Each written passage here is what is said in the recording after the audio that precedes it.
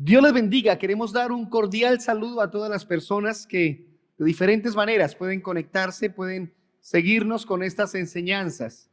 Esa es la intención, poder llegar a cada uno con la posibilidad de compartir la palabra. La intención es poder estudiar la palabra juntos y comenzar una nueva serie. Vamos a hablar durante estos domingos sobre el gran tema, el hermoso tema, el urgente tema. Jesucristo es nuestro Salvador. Y vamos a aprovechar la Navidad para hablar de eso. En unos momentos le estaremos indicando cómo vamos a hacerlo los próximos domingos. Pero hoy queremos hablar de algo específico, pero que a su vez es trascendental en la vida de cualquier creyente, de cualquier ser humano. Por eso el título de nuestra enseñanza hoy es: necesitas un Salvador. Necesitas un Salvador. Cuando digo necesitas es porque quiero dirigir esta enseñanza a personas que, por supuesto, ya tienen la experiencia de conocer a Jesús como Salvador, pero también hay un gran número de personas que no han tenido esa preciosa experiencia, por la razón que sea, no han visto la necesidad, no les han predicado como corresponde, en fin. Hoy la invitación para todos es a tomar una decisión por Cristo. Para los que conocemos del Señor, a insistir en el agradecimiento diario, porque es que la salvación que Dios nos ha regalado es una salvación increíble. Expresa todo el poder, todo el amor y toda la misericordia de Dios por nosotros. Y de eso vamos a hablar con base en lo que dice Efesios capítulo 2, versículos 1 al 10. Efesios capítulo 2, versículos 1 al 10. Por ahora, solo vamos a leer los versículos 4, 5 y 6. Efesios capítulo 2, versículos 4, 5 y 6, y más adelante les indicaré otros versículos. La palabra del Señor dice: pero Dios, que es rico en misericordia, por su gran amor con que nos amó, aún estando nosotros muertos en pecados, nos dio vida juntamente con Cristo. Y está ahí entre paréntesis: por gracia sois salvos. Versículo 6: y juntamente con él nos resucitó y asimismo nos hizo sentar en los lugares celestiales con Cristo Jesús. Puedo ofrecerles varias indicaciones del contexto de lo que estaba ocurriendo con Pablo cuando escribe esto, pero quisiera quedarme con una idea trascendental en lo que le ocurrió a Pablo cuando le escribe a los Efesios, y es que Pablo nunca ocurrió que estaba escribiendo un documento que alcanzaría a toda la humanidad. De hecho, para aquel entonces ellos escribían una carta, se leía en una pequeña iglesia y algunas de esas cartas se repetirían en otras iglesias. Pero muchas cartas fueron escritas inicialmente con un único destinatario. La segunda carta de Juan, la tercera carta de Juan, incluso se escribe a una persona, a una. Entonces, con base en eso, quiero hacerles ver el valor, lo trascendente que se volvió la escritura y cómo, aunque inicialmente era para una pequeña iglesia, ahora es un texto que leemos después de 2000 años y se vuelve muy importante para la estructura doctrinal bíblica en la que hemos creído. Por eso hoy estamos hablando de Efesios y estamos hablando de ese mensaje de estos versículos que habla de Jesús como Salvador. Para comenzar, hablando de un Salvador, quiero contarles algo que ocurrió en estos días, y es que Colombia conmemora 35 años de un hecho muy doloroso aquí en el país. Los que tenemos más de 30, más de 40, lo tenemos muy vívido, muy sentido, porque fueron momentos muy dolorosos para nuestro país. ¿Alguien recuerda de qué les estoy hablando? Hace 35 años, 13 de noviembre del 85, ocurrió el desastre de Armero. Y aquí tenemos algunas imágenes para que usted más o menos se ubique en la historia. Ocurrió que Ese miércoles en la noche, el volcán Nevado del Ruiz hizo erupción y arrasó totalmente con una pequeña población. Dicen más o menos fueron 25,000 muertos. Eso es una cifra realmente grande, muchos miles de muertos. Pero aparece dentro de las escenas una situación única, que aquí los más pequeños tal vez ni la conocen. Les hablo de Omaira Sánchez, una niña que vivió en carne propia las consecuencias de esta catástrofe.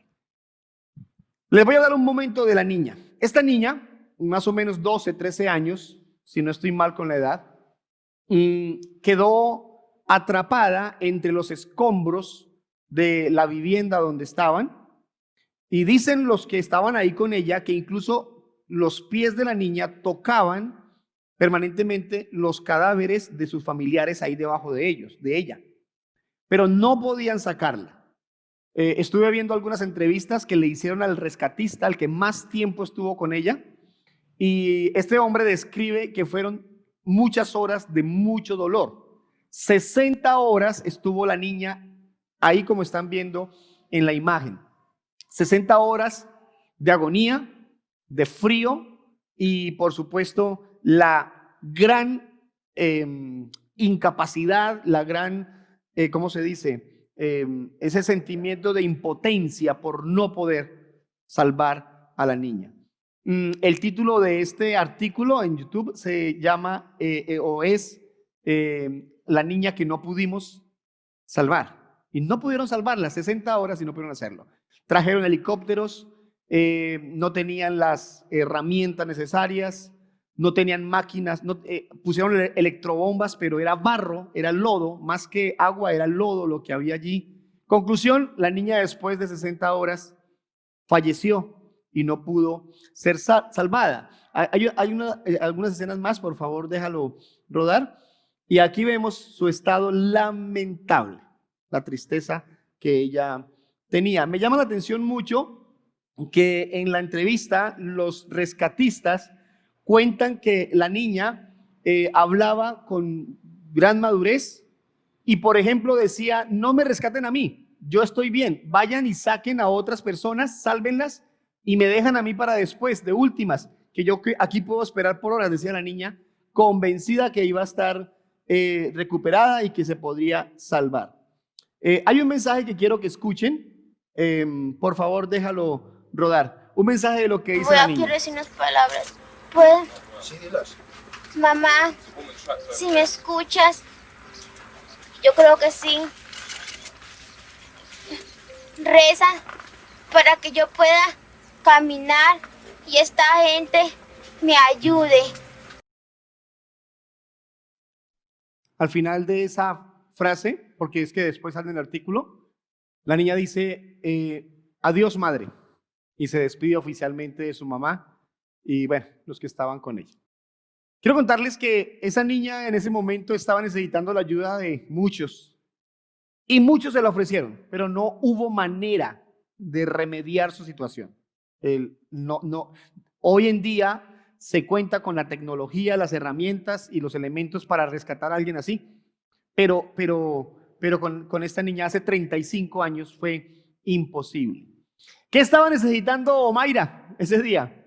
Estaba necesitando un salvador, alguien que la salvara de tan difícil situación, pero no hubo nadie que le pudiera ofrecer la ayuda. Quiero contarles que nosotros como seres humanos vivimos una situación parecida.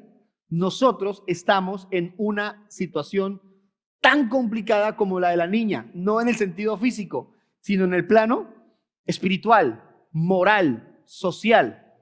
Y estamos necesitando un salvador, alguien que nos rescate. Por eso es que hoy quiero hablarles de que todos nosotros necesitamos un salvador. Esta niña lo necesitó y no lo tuvo. Nosotros podemos decir que sí tenemos un salvador. Por eso hay una frase que quiero regalarles en esta mañana para que usted la comparta luego, la escriba, la medite en ella si es posible. Es la siguiente: yo, mi familia y todos los que conozco necesitamos un Salvador. Se la voy a repetir. Léala usted también y aprópiese por favor de ella. Yo, mi familia y todos los que conozco necesitamos un Salvador. Repito, algunos ya tienen la experiencia de conocer a Dios y la certeza de su salvación. Qué bueno. Pero es necesario insistir en mantenernos en esa certeza, seguridad y caminar bajo esa premisa, esa verdad de que tenemos de Dios la salvación. ¿Por qué creen ustedes que todos nosotros necesitamos un Salvador? Le voy a decir por tres cosas, tres razones que usted y yo necesitamos a ese Salvador. Primero, por nuestra condición. Por nuestra condición. Y vamos a mantenernos por un momento en los versículos 1 al 3. 1 al 3. Y vamos a ver cuál es la condición de una persona que no tiene a Dios, que no ama, que no cree en Dios como corresponde. Versículo 1. Y Él os dio vida a vosotros cuando estabais muertos. ¿Cuál es la condición de una persona que no ama, no cree en Dios como corresponde? Primero, está muerta. Estamos muertos. Esa es la condición de un ser humano sin el Señor. Ahora, no está hablando de muertos en el plano físico. Está hablando de muerte en el plano espiritual. ¿Qué significa la palabra muerte? Entre otras, muerte significa separación. Muerte significa separación. Entonces, cuando una persona muere físicamente, se separa su cuerpo de su alma. Cuando está muerto espiritualmente es porque esa persona está separado de Dios.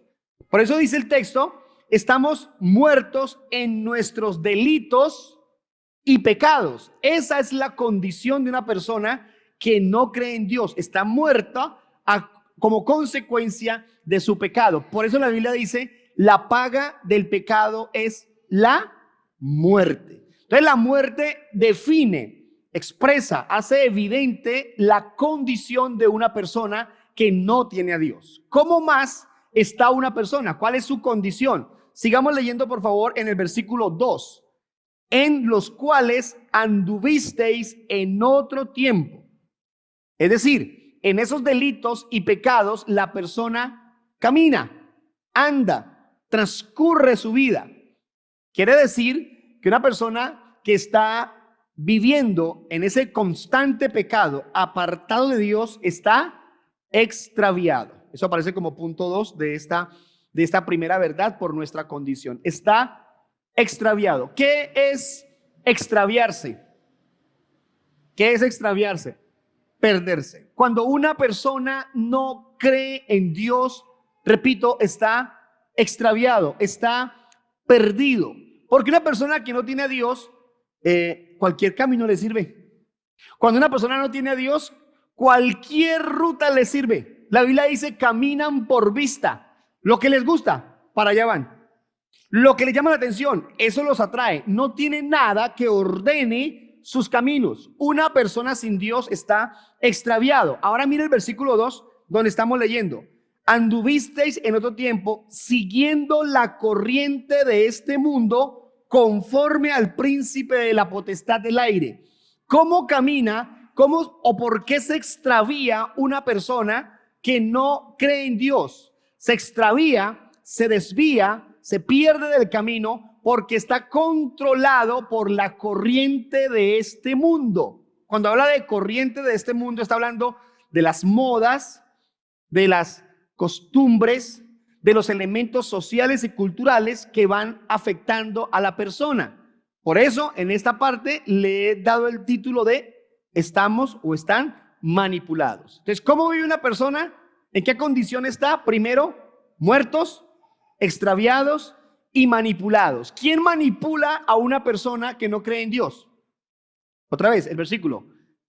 La corriente de este mundo, y luego dice, y siguen al príncipe de la potestad del aire, siguen al príncipe de este tiempo. La Biblia dice que el príncipe de estos tiempos es Satanás. Entonces, de manera sagaz, astuta, manipula a las personas. Por eso se pone de moda algunas malas costumbres. Está de moda tal tipo de alcohol, tal tipo de drogas, está de moda tal tipo de música, está de moda tal tipo de costumbres, hablando del pecado y de la maldad que va ganando más y más espacio. Por eso usted está frente al televisor en las noticias y dice la periodista o el periodista como enunciado: y por estos días está de moda esto o aquello, y muestran escenas de cosas que uno dice: ¿a qué horas nuestra juventud, o a qué horas los hombres, o a qué horas las mujeres cayeron en estas prácticas que son tan extrañas a veces? Pero con el tiempo se acostumbra uno, porque lo que se culturiza después se legaliza, y lo que antes era un tremendo escándalo ahora está de moda. Lo que antes se ocultaba ahora la ley lo favorece. ¿Por qué? Porque la corriente de este mundo manipula, el enemigo manipula. Ya llevamos 3: muertos, extraviados, manipulados. Versículo 3: entre los cuales también todos nosotros vivimos en otro tiempo en los deseos de nuestra carne, haciendo la voluntad de la carne. Miren, damas, caballeros, jóvenes, no dice aquí haciendo la voluntad de Dios, no dice haciendo nuestra voluntad, la correcta, la que debiera ser la justa, sino haciendo la voluntad de la carne. Es decir, obedeciendo, siguiendo todo lo que dicte placer, todo lo que dicte satisfacción. Entonces la persona no hace lo que le conviene, sino lo que le gusta. No hace lo que le conviene, sino lo que desea. Una persona que no cree en Dios no vive para agradar a Dios o para vivir una vida correcta, sino que vive para darse gusto en todo lo que pueda darse gusto. Por eso la frase: uno vino a esta vida fue a disfrutar, el muerto al hoyo y el vivo al baile. Hay un constante interés por hacer lo que le guste hacer y cree que es libre. Pues bien, eso demuestra que es esclavo. ¿Esclavo de qué? De sus propios placeres. Entonces, repito: muertos, extraviados, manipulados y ahora, cuarto, esclavizados. Una persona sin Dios está esclava. Una persona sin Dios está esclava. Y por último, en el versículo 3, haciendo la voluntad de la carne y de los pensamientos, y éramos por naturaleza hijos de ira, lo mismo que los demás. ¿Cuál es el estado, cuál es la condición de una persona sin Dios? Está en condenación. Escriba ahí, están escribiendo condenados. ¿Qué dice la palabra? Ahora éramos por naturaleza hijos de ira. ¿Qué significa la frase, la expresión éramos hijos de ira? Una lectura superficial o pasajera nos daría a pensar, quiere decir que vivimos en ira, con rabia. No. La verdad de ese versículo, de esa frase, es que ser merecedor, o mejor, por naturaleza ser hijos de ira, implica que merecemos el castigo de Dios, merecemos la ira de Dios. Eso es lo que significa la frase.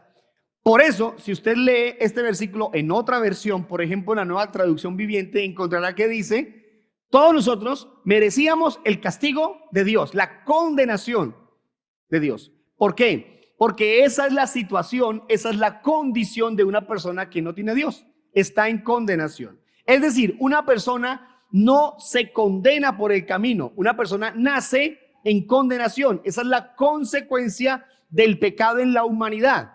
Una persona no es que se desvíe cuando crece, nace desviado, nace en pecado, nace con una naturaleza pecaminosa heredada desde el tiempo de Adán. Esa es la realidad del ser humano. Entonces, ser salvo es salir de ese estado de condenación y pasar a un estado de salvación. Ya en un momento hablaremos de eso. Recapitulamos: ¿por qué necesitamos un Salvador? Por nuestra condición, porque estamos muertos, extraviados, manipulados, esclavizados y condenados. ¿Por qué otra razón necesitamos un Salvador? Por nuestra necesidad. Hermano, es algo urgente.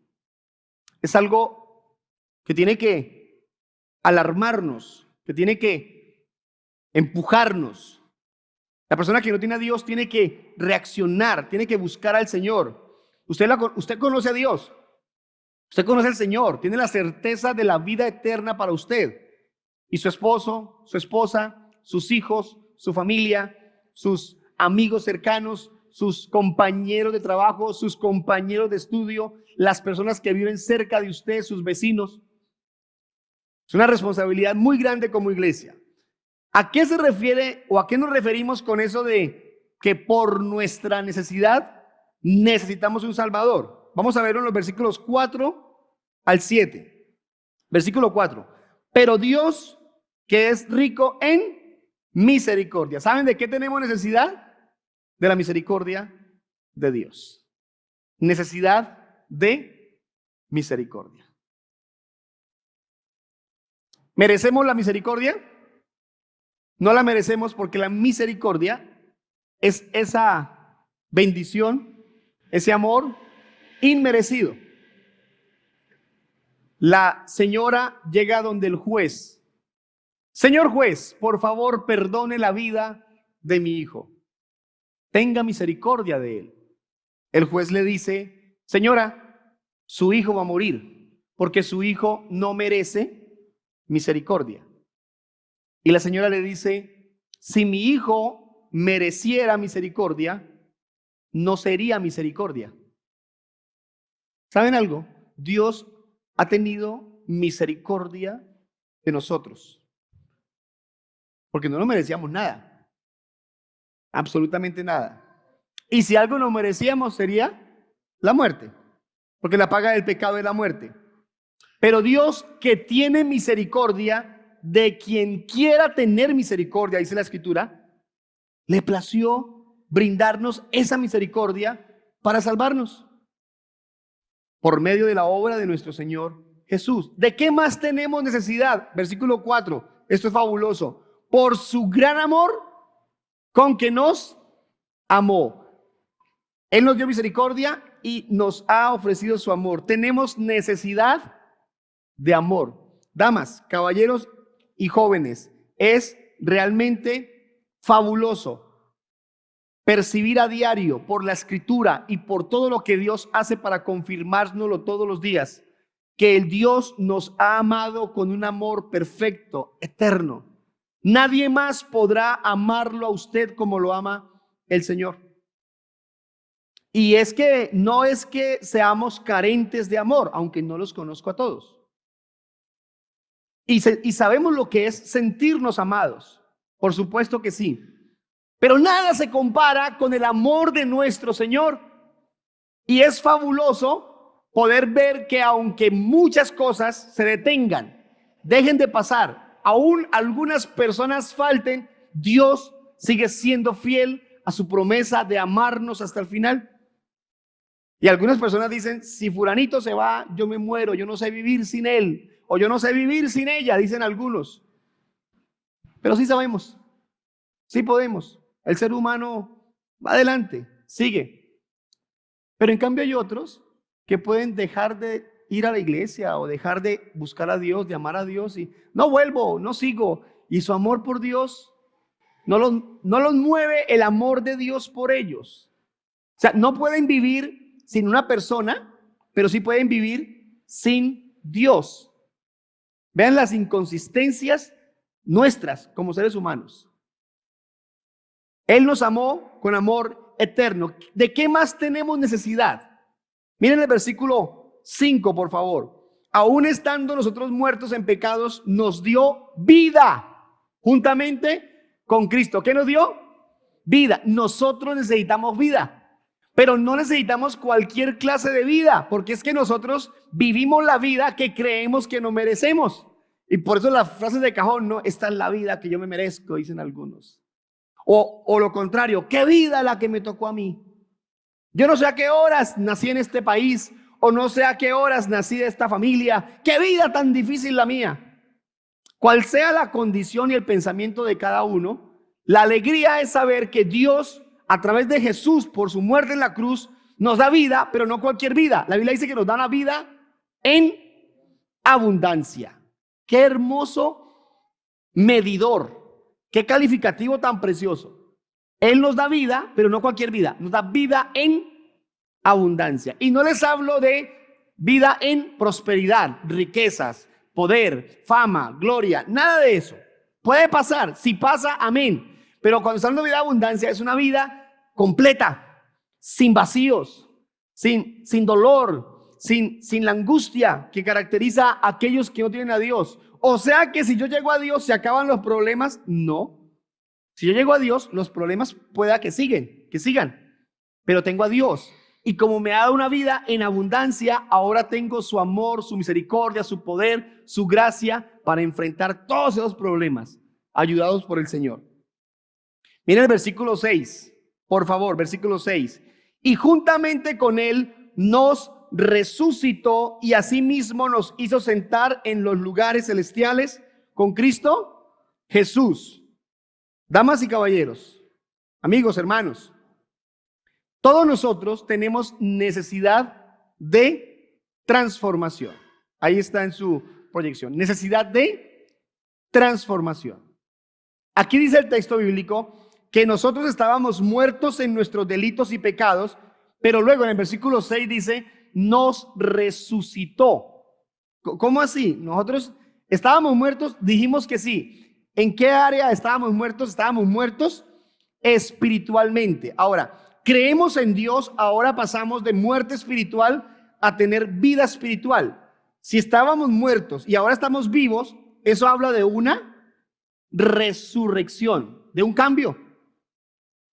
Es tan increíble que dice que nos llevó ahora a lugares celestiales, nos trasladó, nos cambió de lugar. Estábamos alejados de Dios, separados de Dios, muertos, y ahora estamos vivos, cerca de Dios, en lugares celestiales. ¡Qué bendición! ¡Qué privilegio! Nosotros, los seres humanos, necesitamos ser transformados. Tuvimos la oportunidad alguna vez de hablar con una familia, y esta familia nos decía, no conocían del Señor, no caminaban con Dios, pero nos expresaban eso permanentemente. Nosotros necesitamos un cambio en nuestra familia.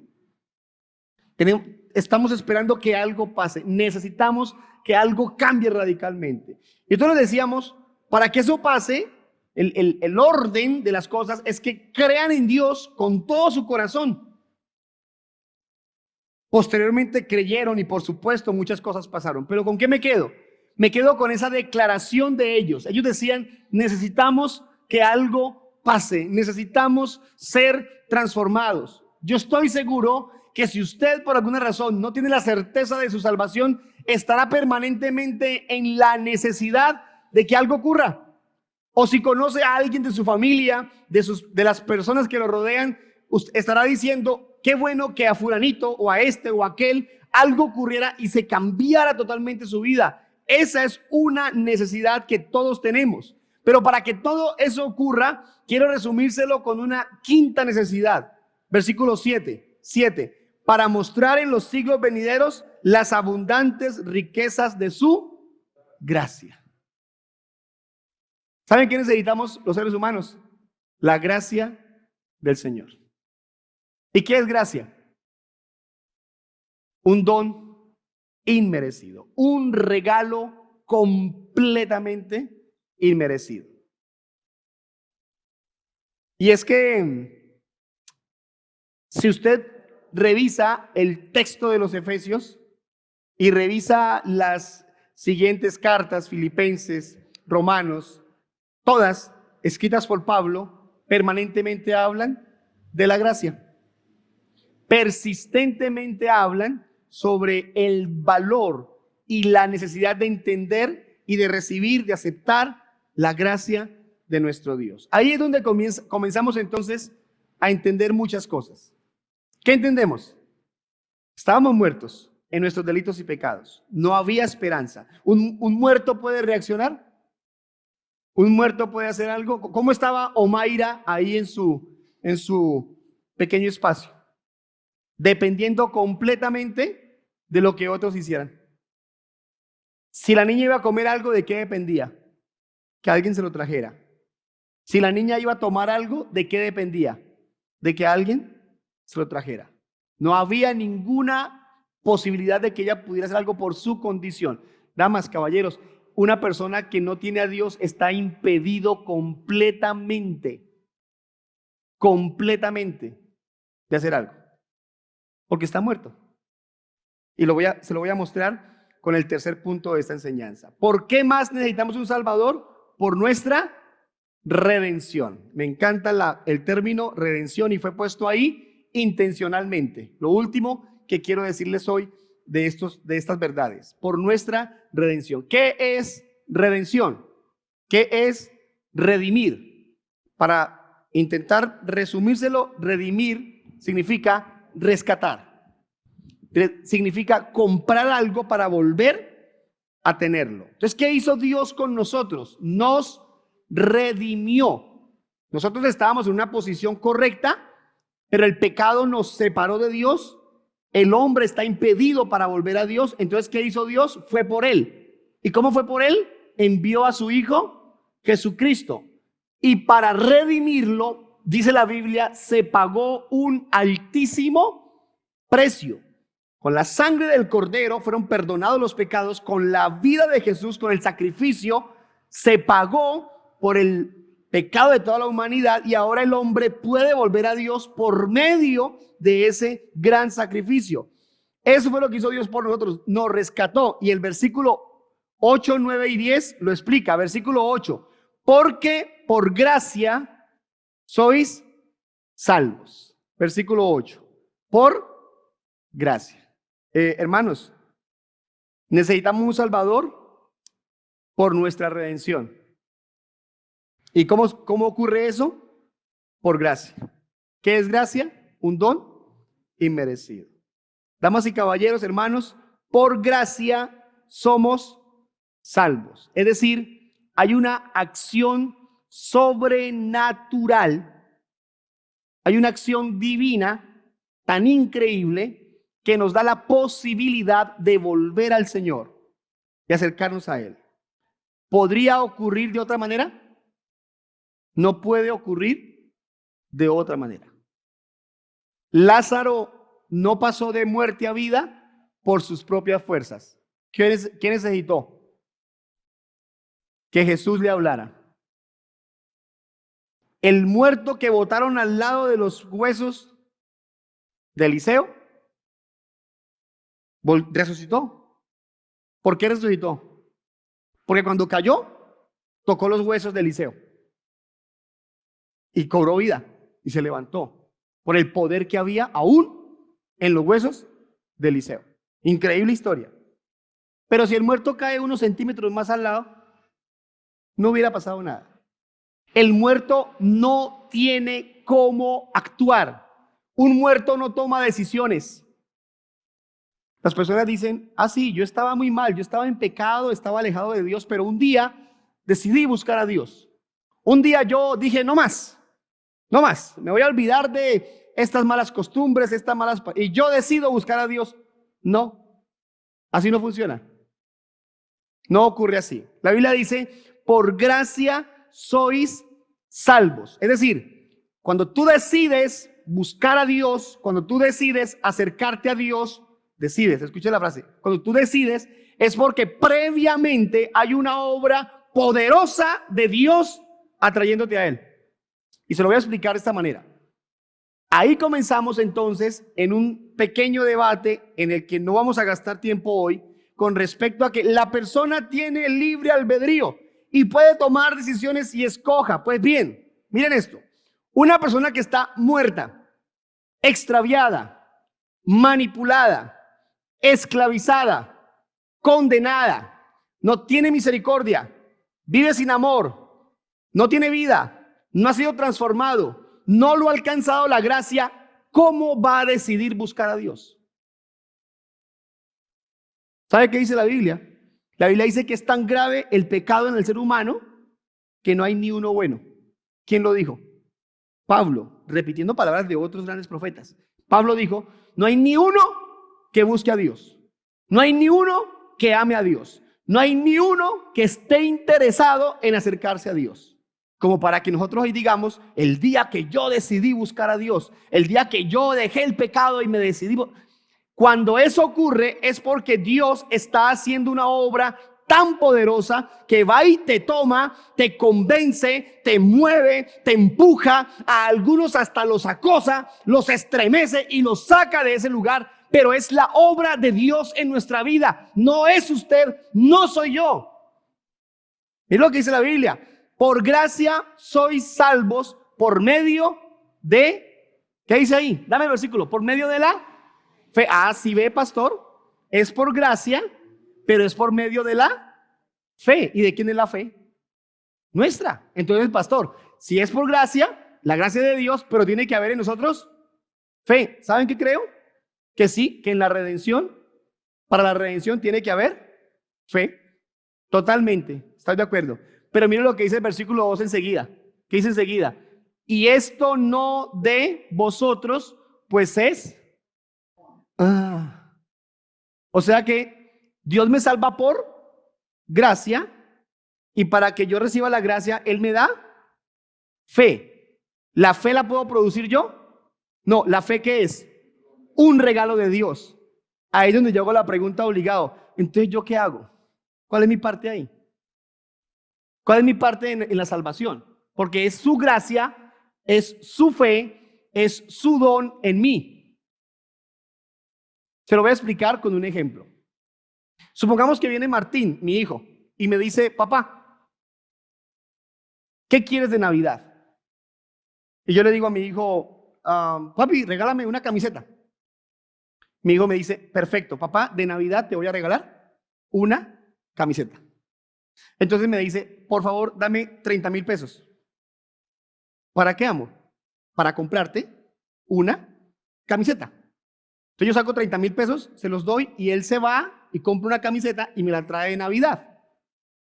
Entonces, como estoy recibiendo un regalo, ¿qué hago yo? ¿Qué debo hacer? Fingir sorpresa. Ay, amor, qué gesto tan bonito.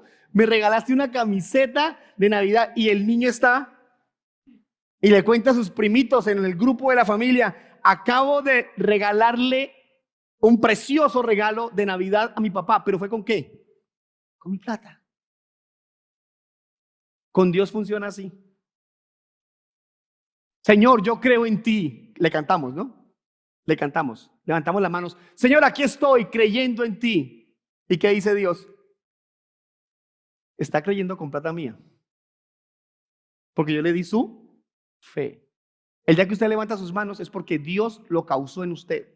El día que usted ora es porque Dios lo causó en usted. El día que usted lee la Biblia es porque Dios lo causó en usted. El día que usted se viene para la iglesia es porque Dios lo causó en usted. El día que usted levanta sus manos y dice Dios te amo es porque Dios lo causó en usted. Esa es la misericordia de Dios. Esa es la bondad de Dios. Esa es la gracia de Dios. ¿Y sabe por qué lo hizo? Porque somos de Él. Versículo 10. Porque somos hechura suya, creados en Cristo Jesús para buenas obras. ¿Sabe por qué todo eso? Porque somos de Él. Le pertenecemos. Él nos hizo, nos planeó, nos diseñó, nos formó y aquí estamos. ¿Qué fue lo que hizo Él?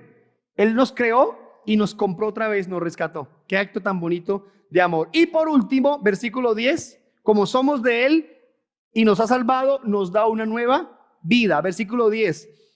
Y las cuales Dios preparó, bueno, en Cristo Jesús para buenas obras, las cuales Dios preparó de antemano para que anduviésemos. ¿Cuándo las planeó? De antemano. Y ese antemano implica eternidad. Él planeó las buenas obras que usted hace desde la eternidad y para la eternidad. O sea que usted está hoy aquí sentado haciendo una buena obra porque está en la iglesia congregándose y Dios planeó esto desde la eternidad y para la eternidad. Usted no es una coincidencia de la vida, usted no está aquí por capricho, está aquí por la perfecta y poderosa voluntad de nuestro Dios. ¿De qué les hablo? Les hablo de que Él, como es nuestro Salvador, nos da una nueva vida. ¿Alguien ha percibido un cambio antes de ser creyente a lo que es hoy? Totalmente. Totalmente. La Biblia dice que nosotros anduvimos en esos caminos como ellos. No podemos caerles encima, criticarlos, burlarnos o ¿cómo? Si no fuera por Dios estaríamos igual y peor que muchos de ellos. Igual y peor. Si es que estuviéramos vivos, que algunos ya estuviéramos muertos. Pero Él nos rescató. Póngase en pie, por favor, y le damos gracias al Señor.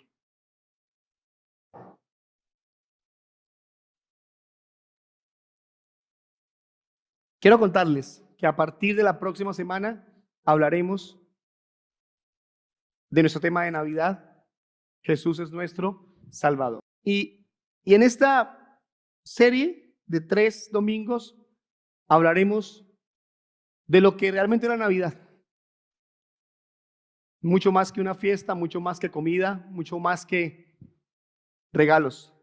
Navidad es una oportunidad para proclamar a Jesucristo como el Salvador. Por eso empezamos hoy, necesitamos un Salvador y en los próximos 3 domingos expondremos esta verdad. Jesús es nuestro Salvador. Para ustedes y para todos los invitados que podamos traer. Oremos. Padre,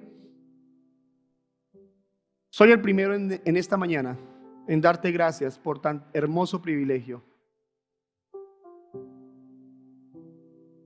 de que me hayas salvado a mí, a mi familia y ahora a todas estas personas.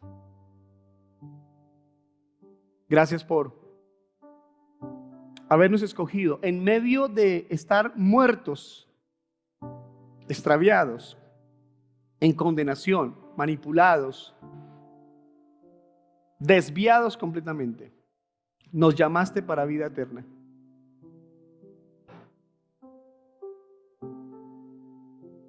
Hemos creído en ti y nos hemos arrepentido, pero entendemos que todo tiene que ver con la perfección de tu voluntad. Muchísimas gracias.